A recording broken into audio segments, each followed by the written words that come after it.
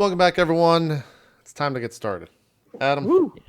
Yeah. Okay. So, if this were an HBO series, envision the opening sequence thusly. There's likely some music, probably with like a piano, like a kind of somber cello, definitely some guitar, two singers, like a man and a woman. The lyrics are probably like vaguely religious sounding, about our Father, some of that in there. The images are all these like vast kind of wild open space, right? Like Utah in the early days, right? Red buttes and perfect blue sky, the desert, these sparse cedar trees, and we probably intercut that with symbols of the faith, right? A close up of a gun on the table or the pages of the book of life, and brief glimpses of the characters that we've been introduced to, maybe during their initiations. And as we come to the end of the opening sequence, we see a town, and we see the town before the dogs ride in. Cornfields surround the outside of this town.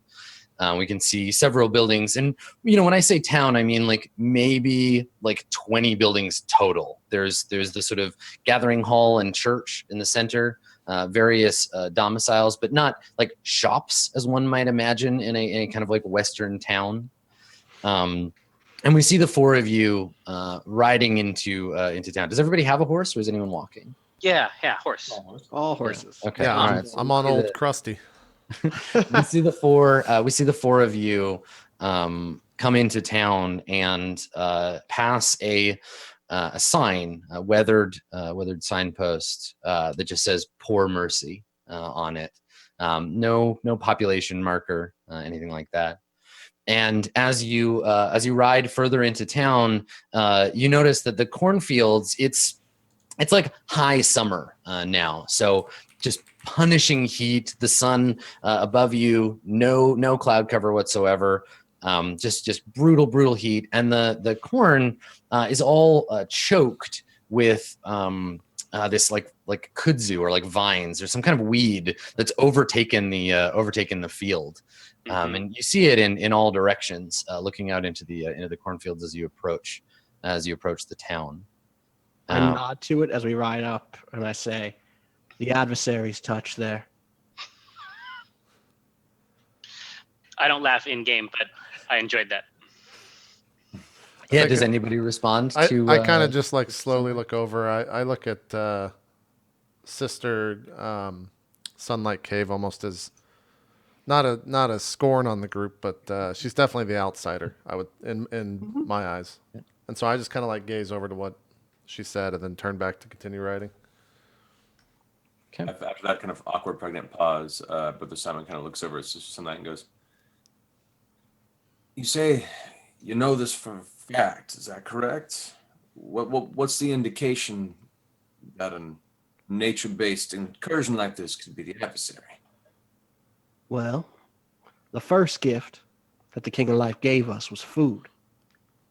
There ain't no salvation without eating. The adversary sees that, jealous that we'd be protected some, and scared of our faith. So he does not confront us directly. Instead, and I nod again to the corn, he tries to undercut us, to take away that which the Lord has given us. It's probably in one of your books. Abednego? How do I say that? Give me that one more time. Abednego. Abednego. Yeah.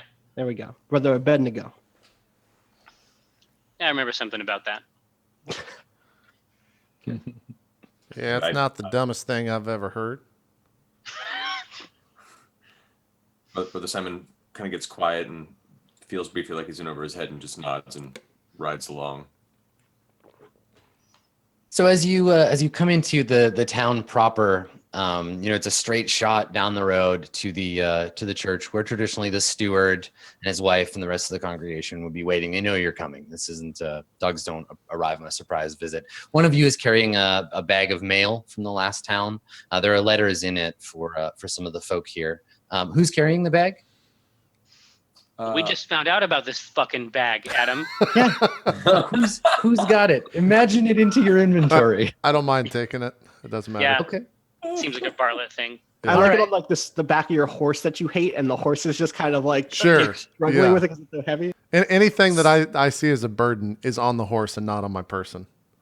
So, Brother Joseph, who have you looked through the mail? Do you know names already, or have you set it aside as private matters? No, it's been private. It was on the horse the second I got it, and I'll deal with it when I need to deal with it.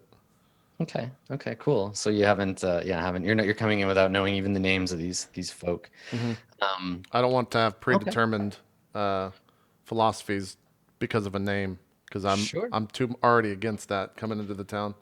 Sure. All right. So you ride into town, and as you pass to your left and right, you see houses, stout and new, built here to shelter the faithful.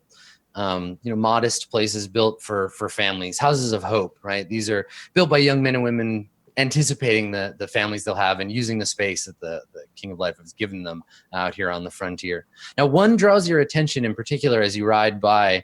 This house has frivolities like pane glass in its windows. There's a sign hanging from the door over the porch, and you see an old rocking chair, certainly not crafted by hand here, but brought in from back east. The sign itself reads in faded but still fanciful lettering, Doctor, and has a big red cross written on it. As you would expect, the houses are empty as the folk of the town have gathered in the church to meet you. Yeah, I think So you we're wanna just riding into the church. Sure. Well, you know what? This is actually a very good moment for us. Who isn't there? Because they're going to stand out. Yeah, I like think if we anybody actually doesn't. I think that we actually need to do a very good circuit of this town before we go there. They're waiting there, and they will wait as long as they need to. Mm-hmm. And the other thing there yeah. is we have the mail, which means That's right. we have a mechanism for figuring out who is here and who is not. If That's we right. leave it for someone who is not here, we will still have it in the end after distributing it. Absolutely, and we should be distributing it personally. We should be calling out names, and that should be how we meet the people of this town. But we need to do a good circuit of this town first to see if there's anybody who is not at the meeting. Mm-hmm. Yeah, for sure. Okay. Yeah. So keeping in mind that the congregation is waiting with bated breath, you take a ride through the town, and again, it doesn't take long. There's only a handful of houses to check. And it seems like, without physically going into each house, it seems like they've all left hearth and home behind to await you in the church. There's no obvious sign of anyone. Even the elder folk of the town have come to meet you. Okay, I give this state of affairs a quick nod, a couple quick pats on the book of life. So far, so good. Cool. All right. So we about our business. At the church, there is waiting for you on the front steps. You can hear inside as you approach. You can hear the speech of the folks talking quietly but excitedly to one another. And on the front steps of the church, and again, a nice new church, whitewashed still, unpeeled. Big iron bell, not the biggest any of y'all have ever seen, but certainly big enough. Hangs from the tower, and there's two folks waiting for you. There's a man dressed in the clothes of a steward, likely the steward of this town, and he paints a nervous picture. The steward seems timid in a way, and you can pick this out. I don't know. Y'all tell me which one of you notices this, but he's standing like a half pace behind his wife. His wife's a bit ahead of him, and she looks. It looks like the two of them were having a conversation she found disagreeable. She's got a bit of a wrinkle to her brow. She's dressed modestly. They're both of an age. They're in they're probably their late 20s. Just as I contrast, all of you are like probably younger than most of the adults fresh in face. town. Yeah. And when the steward sees you, he sort of stands up taller, but doesn't take that step forward as you approach. There's a place where you can tie your horses, but it looks like they're there to meet with you and to take. I say a man's place is by his wife, ain't it? And he looks up at you on your horse and takes his hat from his head and holds it to his chest. He said, quite right. And then he like steps forward as though, just the chastening like gives him that opportunity. Steps forward out of his wife's shadow. And he says, let me take the reins for you, and reaches for the reins of your horse. As I'm stepping off, I turn to him and say, "Sir, that damage is done. Stepping forward ain't going to do much, but good on you for trying to correct it." His wife looks at you. I don't want to say thoughtfully, but she's very cognizant of the way you're reacting to him. And so he helps you down from your horse if that's what you need, but ties the horse to the post. He introduces himself as Steward Nathaniel. I cut him off halfway through, and Sure. the rest of this conversation is going to be directed toward the wife. Okay, so he starts to say to you, he's like, this is poor Mercy. I'm the steward here, and Yeah, understood. Poor- Ma'am, I'd love to hear your assessment of this town's place in the great faith. I think I kick off crustingly and then say, "Damage is done, sir." Just kind of like walk by. I love that we're all like, Oh yeah, I'm glad that this is like, it's a bunch of 19-year-olds picking on this 15-year-old. yeah. That's the best part. Right? That's the best part. We're children. No, I was gonna say this hasn't stopped because 19-year-olds are still picking apart people older than this. Yeah. This is an ancient tradition going back hundreds and hundreds of years. Yep. Who better So, to yeah, spot a hypocrite? But I'm done with Steward and Nathaniel, and that's not going to be a time investment for me. So Steward Nathaniel's wife, her name is Sister Clementine, and she curtsies to you, and she says, "Oh, there'll be time for assessments of the town later. Everyone's waiting inside." And she gestures to the open door where you can see people like leaning out of the pews and like looking outside. She says, "We haven't had dogs in the town in some time. Everyone's very excited." Sister Clementine, there ain't time for assessing later. It's always time to assess. Every move we make. Don't forget it. She turns and, as if seeing you for the first time, sort of steals her gaze and swallows hard but doesn't respond. I like shake my reins at her Yeah. so that she has to come. Yeah. Sure. So they start to take your reins and like help you down from your horses.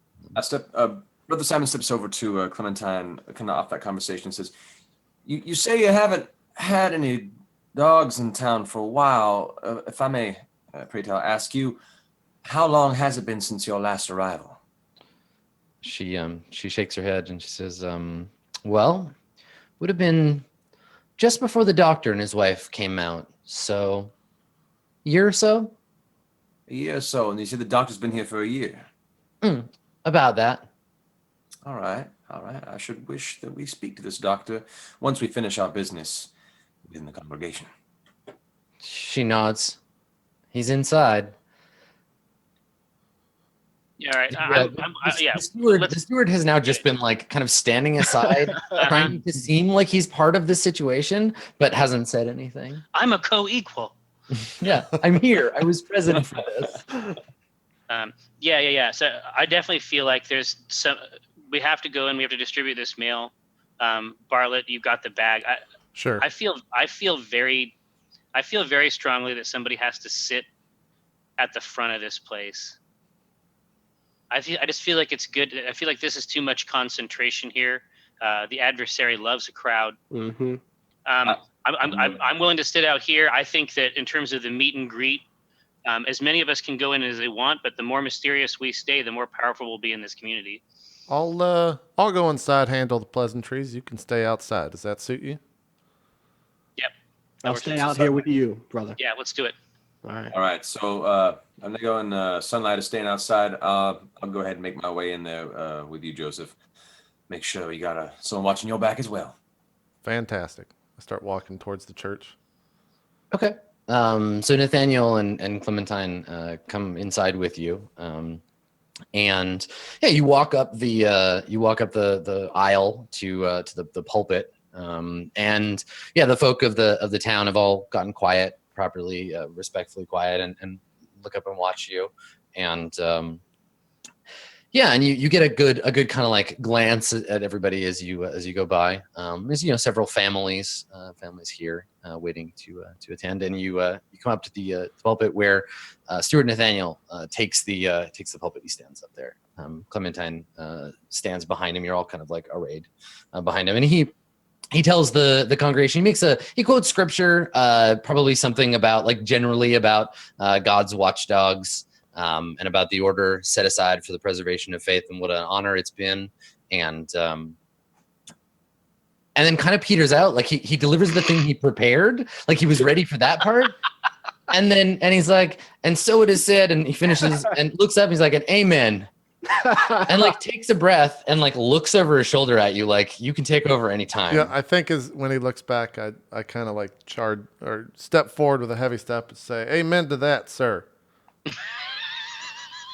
And he nods and gestures to the pulpit, relieved to be out of the spotlight. Appreciate those fine words, ladies and gentlemen. I'm Brother Joseph. This is my compatriot, Brother Simon.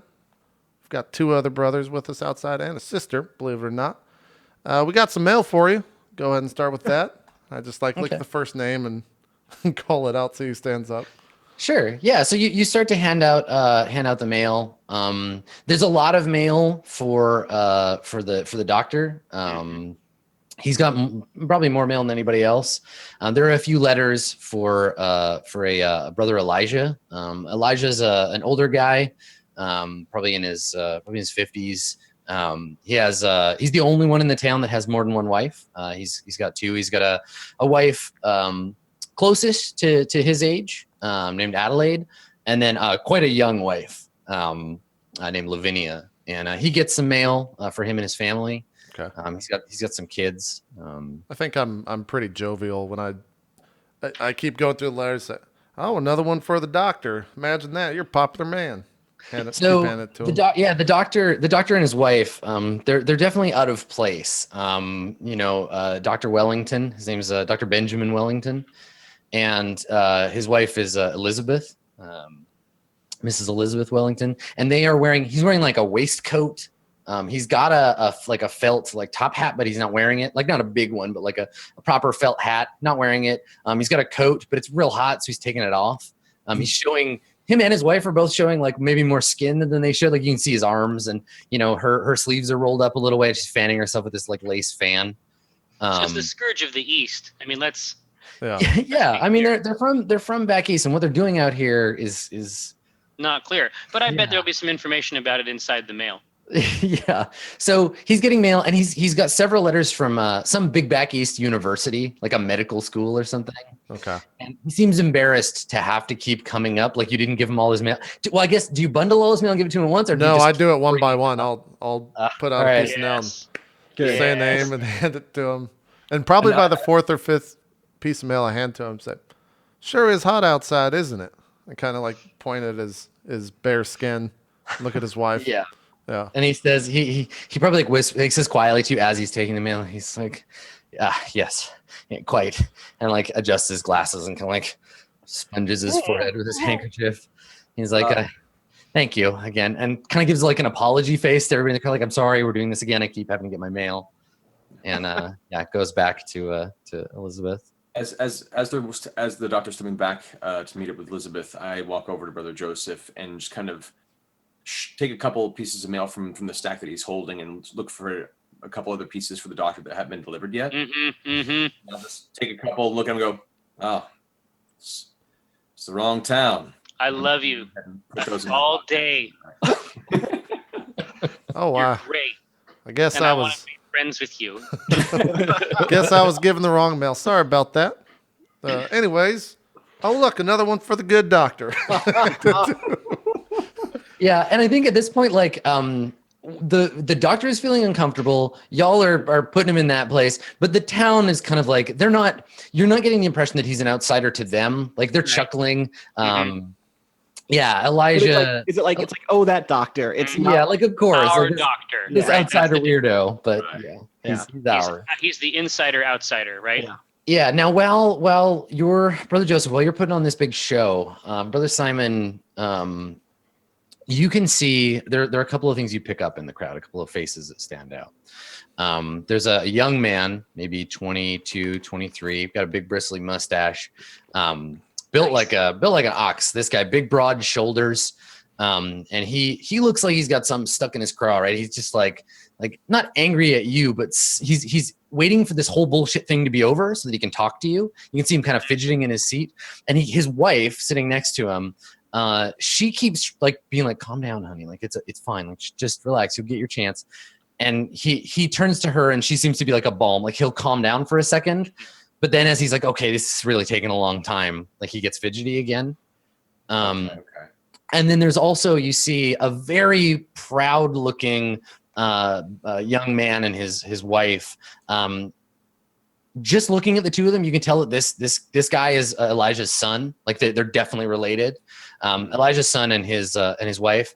And his wife is doing that thing where she's like, "We have a new baby. Look at it, everybody. It's a baby. I have this baby here." We made this. Yeah, and she's very proud of her baby. And she's got that same look of like, "I can't wait to talk to you so you can see my new baby." Yeah. And Yeah. kissing babies is one of the things that we do, and That's we actually are officiants of the church that are empowered to do all of the normal Yep. life rites, right? Christen the baby. right. Yeah. I took 3D6 and baby kissing, so Oh wow. Is it baby kissing or kissing a baby? We got to figure it out. yeah, no, this is important. Okay, so the mail, the you hand out the mail, you get a kind of an idea of what's going on there. There are a few people you haven't got mail for and didn't meet. Is there anything else? Like, do you all like get everybody to sing a hymn together? What do you do to like kind of close up the ritual? I think when I finished the mail, I just ask, as we were riding in, we saw crops. Now, who tends to those here in the town? Kind of just maybe survey the crowd, see if anyone's eyes try not to meet me or anything like that. Brother Elijah stands up with a little help from his elder wife from Adelaide. She kind of like helps him up by the elbow. He's got a cane, big white mutton chop sideburns on this guy, and he's got you can see like his fingertips are like tobacco stained, and he stands up kind of slow and he says, "The fields you saw riding in, those would be mine. Having a bit of trouble with that devil weed, but." Shakes his head. Yeah, I think it's I'm more sure with it'll be- walking, but go ahead. He laughs and he says, "Well, when you're as old as me, you'll understand. The reason you have children is," and he looks over at his son. He's like, "You have somebody to do the work, and your body gives out. I mostly dispense fatherly advice these days, but the fields are still mine, though I haven't tended them personally in some time." I understand. Maybe you can talk with Sister Sunlight while she's in town. See if she can give you any tips on making sure that crops stay in order. So you say like Sister Sunlight and there's like a bunch of like whispering and stuff. Like you catch She's someone not like, there. someone, well, and also like you catch someone and be like, "What an odd name." Like, I wonder what she's about. Mostly the unmarried women of the town like kind of like look at each other like, Oh, "Ooh, yeah. exciting. Another like a girl with a weird Right. name." And a gun. Yeah, also a gun. Yeah. So this is the thing, like women in the faith are expected to be scared of horses, scared of guns, scared of manly things. So a dog who's also a woman is a big deal because they get to bypass all that bullshit. They get to just Right. do these things. I see them maybe being a little bit confused. Yeah. You'll meet her a little bit later. Brother Simon, you want to carry the people in a hymn? I kind of just step back and cross my arms and just wait to see what happens. I'm supposed to be the cruel one. There's a long awkward pause as Brother Simon slowly bores his eyesight into Brother Joseph's forehead. He steps to the front and clears his throat, and you can very easily see from the tension in the room that he's never been a public speaking sword of the faith. He glances back over his shoulder again at Brother Joseph with another human steely glance. You son of a bitch. Well, we here, by the grace of the King of Life, we wanted to make sure that we could bring our hands together and let us sing a hymn. Oh Lord, Right. comes to mind. It doesn't even fit the situation. It's not even like a proper welcome or greeting or like a ceremonial completion hymn. It probably has something to do with like childhood learning about staying out of the woods at night. It's the first thing that comes to mind, It's and the everyone, wrong hymn. Everybody's going to assume there's some deeper metaphor here. yeah, oh totally. I'm Yeah. owning it as best as I can given the circumstances, and the whole time I just while singing the hymn, everyone slowly joins in. I still occasionally look over and kind of glare at Brother Joseph, go back into it. Excellent. Fantastic. Thank you so much for that, Brother Simon. It was my pleasure. I'm sure Yeah. we'll learn that tune a little bit later tonight. All right. So when the crowd starts to clear, and I think outside, Brother Abednego and Sister Sunlight, people start to come back outside to head back to their houses to finish the day's work, and assume that if there's any business, they'll come to you. But yeah, do you do anything while you're outside while these people are flowing out? I mean, Abednego, you're more or less like invisible to them because Sister Sunlight, they come out looking for her. Oh yeah, Especially the women folk. that's I think fine. I I have my buck out. I mean, I'm doing what I want to do, so it's fine. I feel like I give Abednego a look of like, oh, here we go. Like, Yeah. get ready for the. I've seen it a side couple scene. times. Yeah, exactly. I think I want to look imposing and unapproachable. Like that's the thing. I'm like gun across my back. You know what I Right. mean? Like a baseball bat almost. Yeah. And just like standing there, and I think at some point I spit on the ground. Awesome. They are. So the thing here, I think, is that your imposing gun spitting act Yeah. only makes it worse. Of Like they course, won't of talk course. to you now, but now they're just like, and I think at one point you even see like a mother like physically turn her daughter away from looking at you to be Right. like, oh no, you're not getting any ideas. Let's come along. And yeah, they like turn from you. But the reason that it works well, I think, is that they aren't thinking about me at all. Right. And that means that I basically see they don't have any artifice that they can direct in my purpose, right? I have complete observational control while they're focused on Sister Sunlight. Mhm. And so I'm trying to pick it out. I'm watching out of the corner of my eye. I'm seeing where each of these people goes, like which house is theirs. You know what I mean? Yeah, like who's too busy doing something else to spend time looking at me? Mhm. Yeah, totally. Yeah. And who thinks that they're using this opportunity to get out free? Yes. Good. Definitely. Yeah.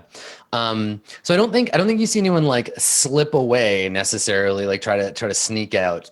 But you do notice there's a young man of marriage age, but not doesn't seem like he doesn't have a wife attached to him. We'll work on him. He comes out, walks outside, looks around like he's looking for somebody. Doesn't see them, and then does that awkward thing where he's like, I'm just gonna casually like lean against this post and like wait to see when they come. Like he's waiting for somebody to come out, but trying to do it casually, but like he's throwing the whole thing. Yeah, He's yeah. not a very casual guy. I'll ask him. I'll say, are you waiting for the missus? He just starts and looks at you and stammers, no, sir. Just I'm like he doesn't want to tell you. He's straight up like there's a reason that he's waiting here, but he's not telling you. I understand that the Bible is a mighty large book. He looks down at the one you're about holding. being fruitful and multiplying. That's right there at the front. Yeah, he That's a couple pages in, son. yeah, he nods and he says, no, sir, it ain't like that. I just I think it might be like that. I'd best be going. And he like looks in some direction as though that was his Perfect. intent. And now the person who's going to be coming out expecting to wait for him, I will be able to talk to unfettered. Correct. Yeah. Okay. So inside, more or less everyone clears out except for two sort of groups of people. There's obviously the steward and his wife who want to stay behind in case you need to organize anything with him.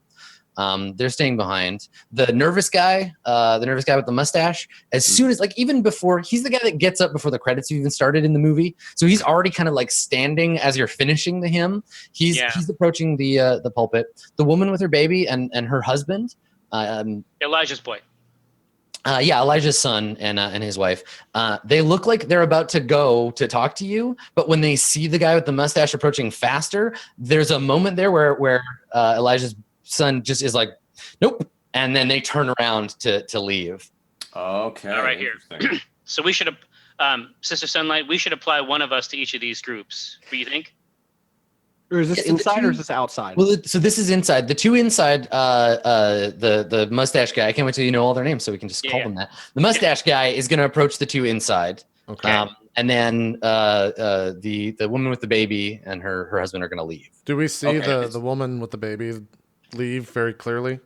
Like as they hustle towards us, then turn around? Yeah, like it looks like they want to talk to you about something. And then when the two men look at each other, the mustache guy puts some pressure on the two of them. And some hierarchy is asserted. He turns and you see him say to his wife, like, it's all right. There'll be time. They're not going anywhere yet.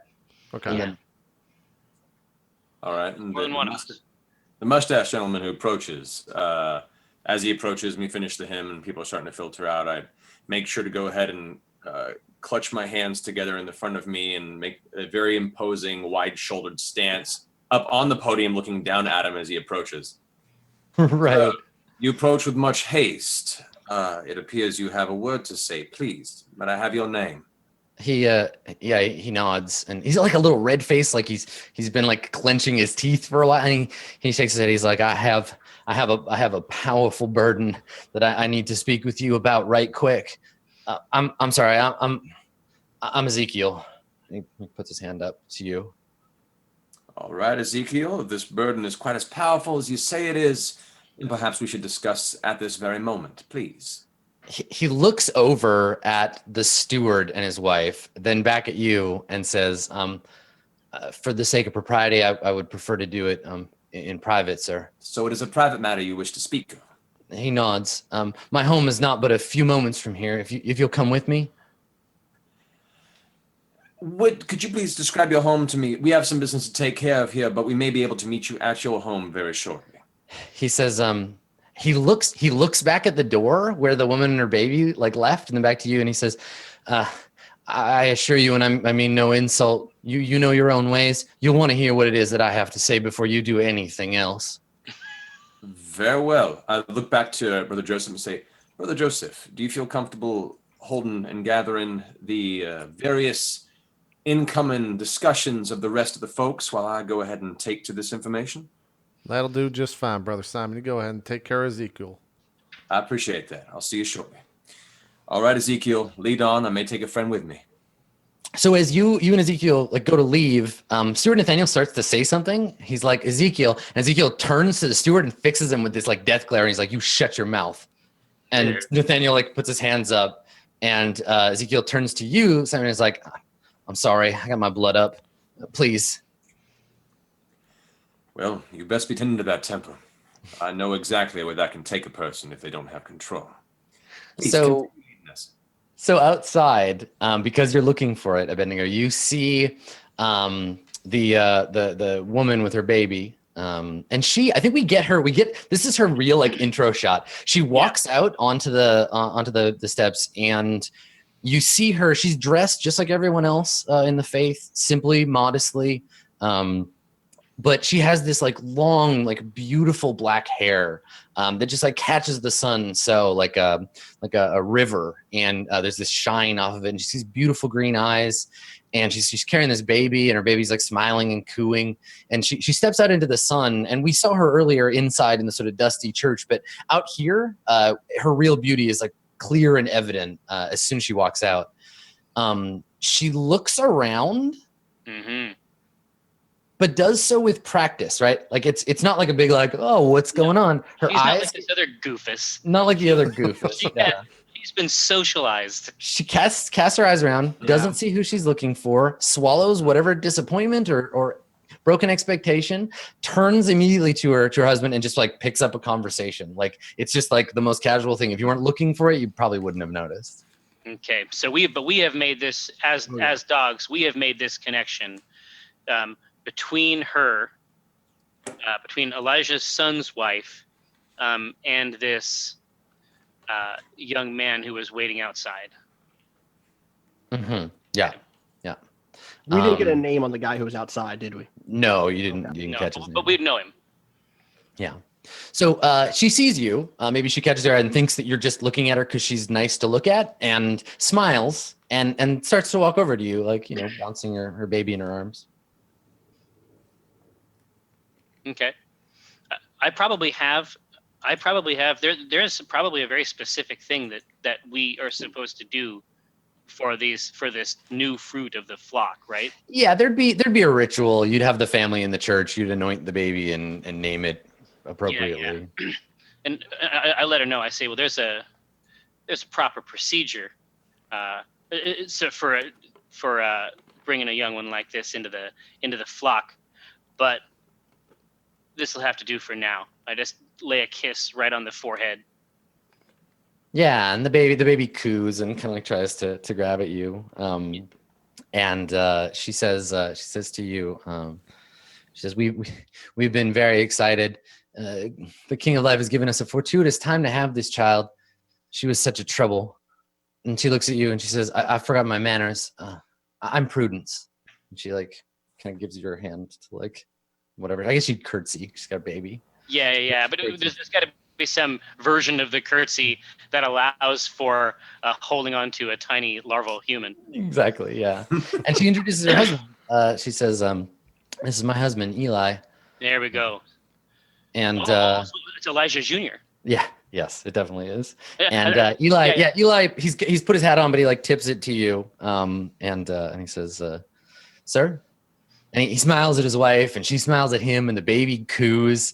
And Prudence says, and this is our child, the baby Chastity. And like I don't. This is all doomed. This is doomed. You should just name your child Doom. Name your child Doom. Pestilence. Say, yeah, I have I put my hand out so that my hand is holding the baby's head. I stroke the forehead with my thumb and say, there wasn't anybody out here you expecting to meet, was there, Prudence? She laughs and like shakes her head. My hand is literally on her baby's head. Yeah, totally. Yeah. She laughs and like kind of tosses her head, and her hair kind of shampoo commercials around a little bit, and she says, well, you know how it is with a new baby. Everyone's just waiting to see them and say hello. I just wanted to make sure we'd be able to get to you before. And she like looks over her shoulder and like, as if on cue, there's like a young woman who's just like, Prudence, and like runs over to her and like is asking to see the baby. And like, it's like, you're not even there. Mm-hmm. Yeah. Okay. Yeah. I just get a little chuckle, take a couple steps back. They know what's going on. Yeah. Game recognized game. Mm-hmm. They know what's going on. Yeah. Prudence and chastity. Jesus Christ. Yep. So what are the other two of y'all doing, Joseph and Sunlight Cave? We gotta hear the truth, right? We gotta hear what's going on. Yeah. So who's going to this meeting with at Ezekiel's house? Who do you bring with? Actually, on the way out, with Ezekiel leading me, I would actually flag down Sister Sunlight and be like, Sister Sunlight, if you wouldn't mind, I could use a secondary individual to listen to this gentleman's conversation. Of course, brother. And I like start to turn and walk after you, and then I like look over my shoulder and give the group that was gawking at me before just like not a death glare, but like the sort of glare that makes them feel like I'm not going anywhere. Exactly, the type of glare that says how you actually feel. Right. Yes. Right. Exactly. Okay. And I follow a step behind you. A step behind you. Yeah. Okay. Okay. Yeah, and I don't. They've got this laid out. I know that the sisters got it. I know that the brothers got it. I'm going to say that I sort of act as a satellite in these things. I just provide surface area for the dogs in these towns. So I'm just going to do my wandering, see how people live in the evening hours in this town. Okay. Cool. So the two of you, I guess, then are led to Brother Ezekiel's house. He keeps with his wife Rebecca, and Rebecca has gone ahead to begin preparing some tea for you while you talk. And you enter into Brother Ezekiel's house, and I'll let you. I think Simon might be the one predominantly that recognizes these things, but there are signs of the home of a man with a temper.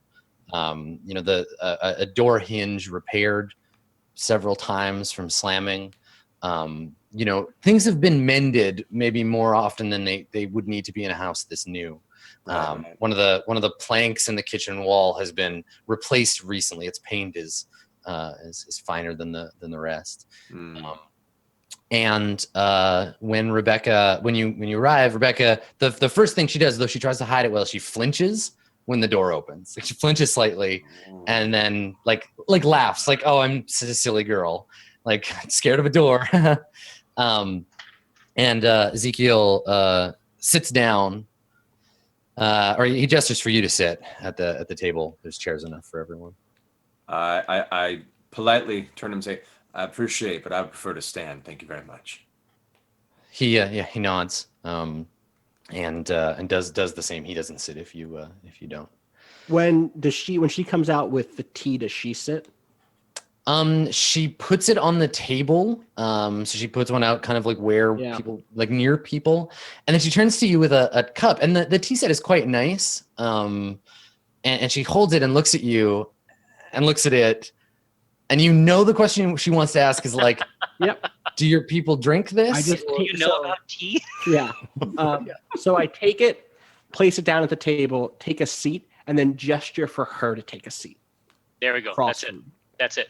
She looks at Ezekiel. And I gesture for her to take a seat. Yeah, she looks at Ezekiel, but not fearfully. Not like, if I do this, he'll be mad. Mm-hmm. It's more like she looks at him like, do you want me here for this? And he looks at her and just nods sternly like, mm-hmm.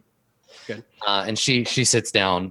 And so Ezekiel says to you, he's like, I've been carrying this burden some months now, and it needs to be said, though where to begin. Do you want to know what I did, or do you want to know why I did it first? This is the best. Slowly turn my head over to Sister Sunlight and say,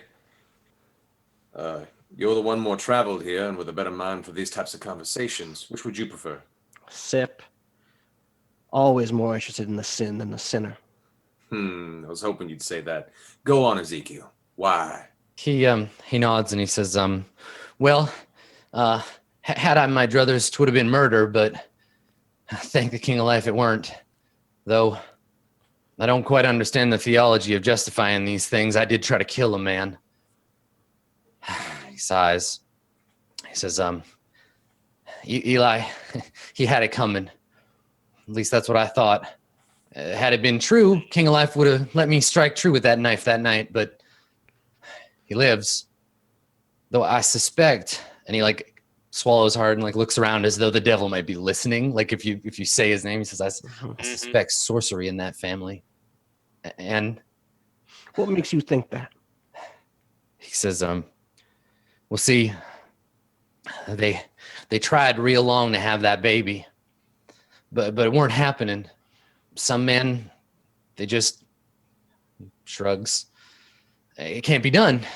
You see, doctor said it's because of an illness some years back, but see, Eli, he said it was his wife, called her barren. They weren't getting along so well, and she said it was him what had the problem, and well, I figure he had it fixed. If he weren't going to get a baby by her, he'd find one elsewhere, and I caught him at it. Caught him at it. And he looks down and he says, we're adultery, to be sure. I I got so mad. I didn't know what else to do. I felt my temper. I have such a temper. And he looks apologetically at his wife when he says that, and then looks back at you and says, I didn't know what else to do. I was full of the fury. And so right then and there, I took my hunting knife and I went to go and do the Lord's justice to him, but he like sighs and looks at him. You can see his all that tension just like has flooded out of him. Like it's like he just wants to fall asleep now. Like he looks like he's just exhausted. Which He kind of point? slumps, and you can see like sweat stains under his arms, Yeah. and his wife puts her hand on his back. Like The moment- they've obviously been talking about this moment. Yeah. The moment that his body goes slack with the release, I slam my hand down on the table right in front of him. Poof. You're right. Sir, what you speak of is not the Lord's work, but the work of the devil itself, and you will answer for that, I guarantee it. But right now, if we're to undo whatever knot this may be that you found yourself tied up in, I need you to tell me right now, who was this adulteress? So when you say that, his desperate urge to unburden himself Yeah. falls behind a barrier, a wall emerges We found the threshold. to protect whoever it is. So let's Ooh. make a conflict of it, shall we? Dice. So it's a talking conflict.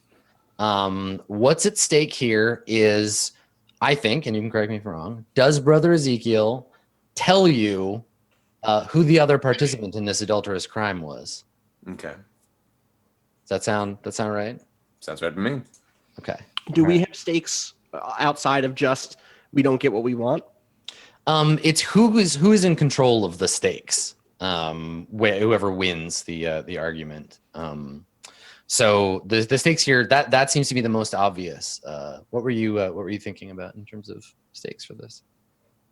No, I think that's fine. I just didn't know if we had to have a counter stake for failure. Oh no, that's it. It's not like a duel of wits where you both have a side. It's like that's what's at stake, and whoever wins controls the stakes. So you can, if you win, you can say he tells us, and if I win, I can say he points the finger at someone else, right? Like I can, Right. We could also say he doesn't tell us, which makes him even deeper sinner, right? right, exactly. Now, but Adam, is this a collaborative role? Does Sister Sunlight Yes. help Brother Yeah. Simon? Okay. So the way it works, the two of you will both roll your pools. You can just drag them into different places on the map. I'm gonna roll a pool for Brother Ezekiel, and when I do, I'm gonna use his dice, and anyone affected has to see. So if I put up a 10, you both have to put 10 back, like each. Because he's affecting both of you. So you have more dice. You'll take turns Right. raising against me, but I can affect both of you with the rolls. Okay. That's really cool. Gotcha. What are we rolling here? Is this Heart. This is a talking conflict, so it's heart and Acuity. yeah. And you can always escalate if he's putting up walls. You can grab him and throw him on the floor. I would So hate y'all- for something to happen to this tea set. Let's see. So he's got. there's those sixes I want. He's only Damn, got nice. 6. That's He's good only roll. got 66 for this roll. That's a really good roll. So there's brother Ezekiel. Should we do this right? Yeah, but it's a good roll. But look at that 666, y'all. Yeah, Uh-huh. that's true. Oh. Sister You Sunlight's were the got the devil devil in in her. 6, 5, 3, Six. 3, 3, and 2. Yeah. Now I'm gonna be able to call on his traits. Like he's not. It's not like the other situation where he's a character.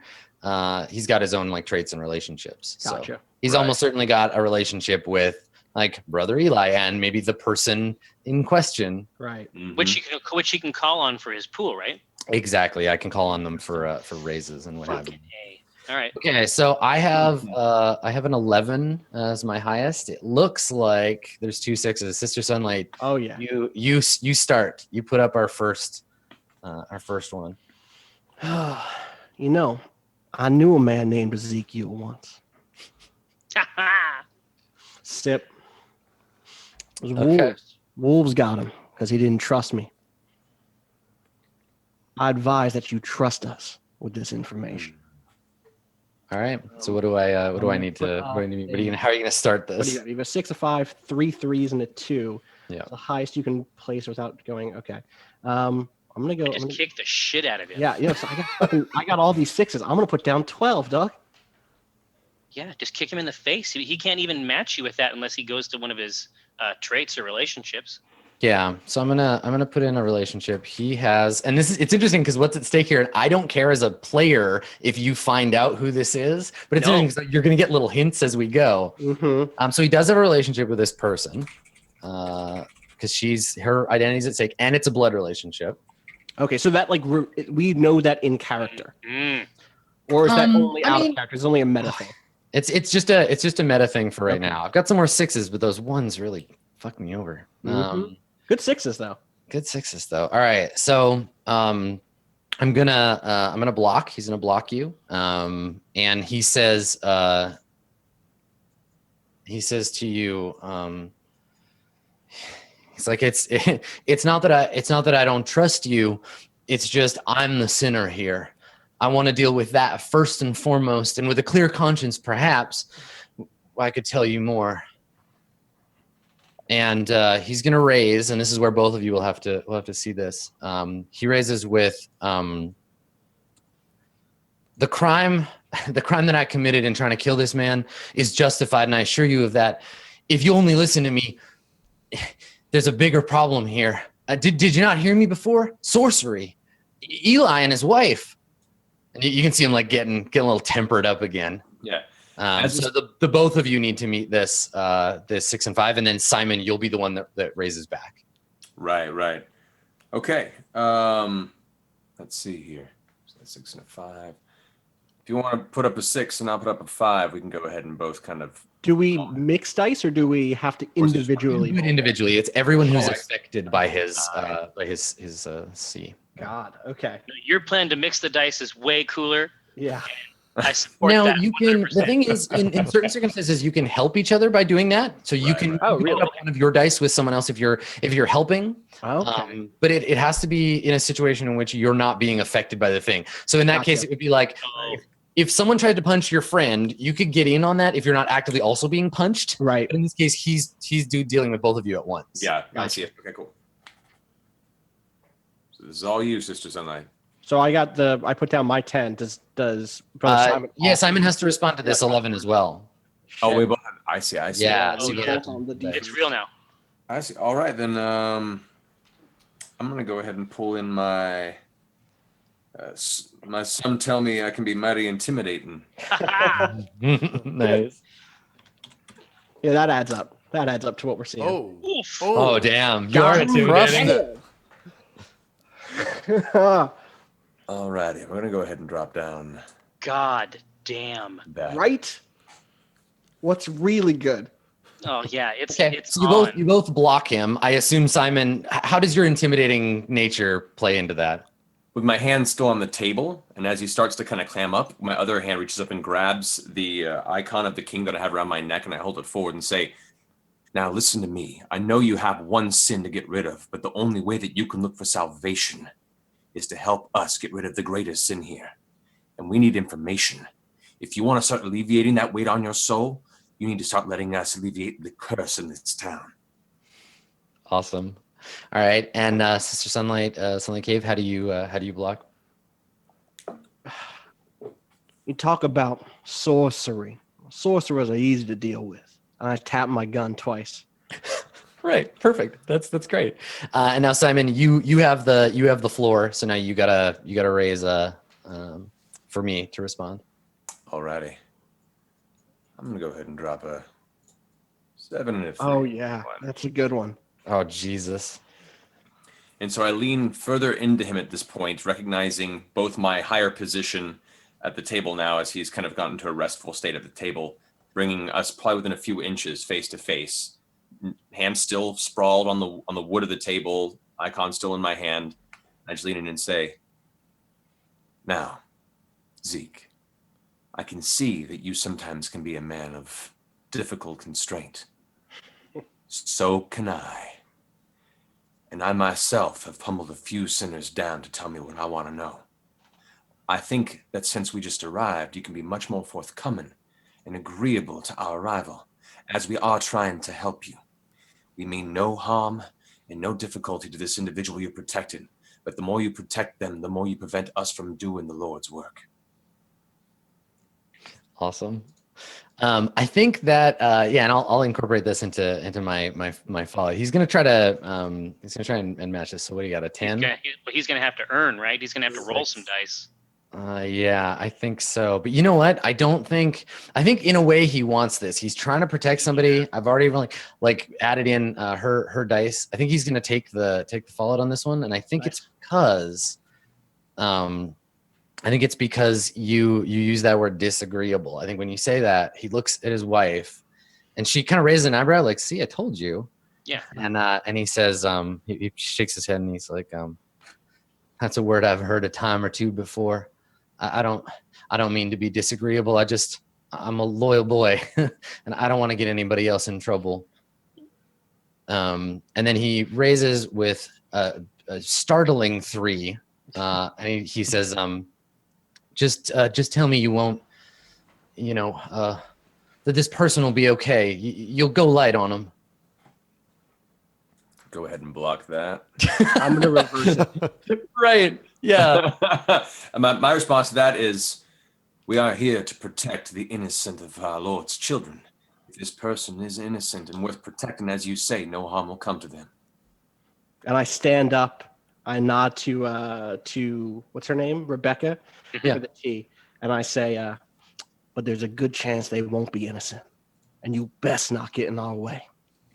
Now tell us who it is. Awesome. So you reverse the blow. So you could theoretically put up an 8. I would have to roll a trait, but his traits are all D4s almost. And Ezekiel, And he doesn't want out. He doesn't actually want out of this. This is the medicine. He folds. He's totally he's gonna fold. He's got to take some fallout. Now, when an NPC takes fallout, because we're rolled into the kind of normal narrative now, we can roll to see if his traits change. I can do that, but really I haven't defined them enough, so I think we'll not bother with that. But he'll stay out of your way. And if there are follow-up conflicts, so like for example, you would immediately roll into another conflict of a different sort, doing something else, then you could use those dice. I'd be able to give them to you. Okay, gotcha. But in this case, I think the thing is like, yeah, it's you get what you want. He folds, so he doesn't have to suffer anymore. Cool. And he just tells you. He looks at his wife Rebecca one more time, and Rebecca nods like it's okay. And he looks up at you and he says, Lord damn you if this ends up being a mistake, but it's my sister Lavinia, Elijah's wife. So Lavinia, putting the pieces together here, Lavinia is the younger wife of Elijah, who is Eli's dad, and is his sister. That's Ezekiel's sister. And this was in an attempt to get a child. Yeah, he caught them having sex. At the very least. Yeah, and that's having sex with someone else's wife. That's a sin. That's hella a sin. But the situation here, but Prudence does have a baby. She does have a baby. Independent of anything else that happened with Lavinia. Now is when we start getting into the warlock shit. You got it. Yeah. Yep. The warlock shit. Yeah, the two of them blamed each other. Be like, you're infertile. No, you're infertile. And then does Lavinia have a kid? No, she does not. We didn't see one at church, at any rate. Right. Yeah. I mean, you could ask Ezekiel too. Right? I would say, as the information comes about Lavinia's involvement in this as the altruist, I kind of let the moment sit for a second, close my eyes, and lean back to take off the oppressive stance I had taken on Ezekiel and say, indeed she has sinned, and she will have to answer for that in time. But right now, like you said, the more important sin before us is that of perpetual possible sorcery. So, we appreciate you being forthright and honest on both counts. I think our attention is now focused on the more dangerous of the two. Is there anything else on this topic you can give us before we begin our investigation elsewhere? He just says, I wanted you to know so that you didn't christen that child. The baby Chastity is a product of witchcraft, and we don't need that in the flock. That baby's a bad omen. It's why the crops are dying. I'm sure of it. And his wife puts her hand on his arm, like, okay, honey, enough with the. Thank you. Good. How long have the crops been dying, Ezekiel? He says, well, I'm a hunter, you see, so I don't keep too much eye on crops, but I swear by the King of Life. And he does the like equivalent of like crossing himself. He puts the sign of the tree on his chest. I swear by the King of Life, it was the day that baby was born. Very well. Sister Sunlight, have you anything else you wish to ask these fine two people? You want to know how to get rid of the devil in the farmland? You get out there on your hands and knees and start digging. Yeah, and they kind of look at each other like nervously, like, what do you mean now? Like all night? Yeah, like, is that part of my should I Penance? Yeah. I put down the tea and damn fine cup of tea you made. Simon, Brother Simon, you ready to move? I believe I am. I appreciate you letting us into your home, giving us such forthright and honest information, as difficult as it may have been. That will lend to your eventual salvation. All right. So I think the two of them, you leave the two of them in religious awe and head out. So Joseph, what have you been doing during this time? While this is all happening. Well, they left. Simon left me in the church with the steward. Yes, yeah, you're with the steward and I definitely caught the gaze rather from Ezekiel. Well, yeah, when the steward tried to say something, and then Ezekiel was like, "Shut the fuck up." Yeah. So I think this, as soon as Simon leaves and the door shuts, I turn my gaze towards the steward and ask. Well, see, JP, like, we have prepared the ground with this motherfucker. Like, I don't think there's anything left of him. I think that you just wring him out like a washcloth. Yeah. I think that I turn, and as I turn, we'll go to a break because we're about due for one. Sure. Yeah. You turn your eyes on him, and he kind of like blanches a little. Yeah. All right, cool. We'll take one last break. We'll come back and go into the final hour here of Roleplay Dogs in the Vineyard. Don't go anywhere. We'll be right back.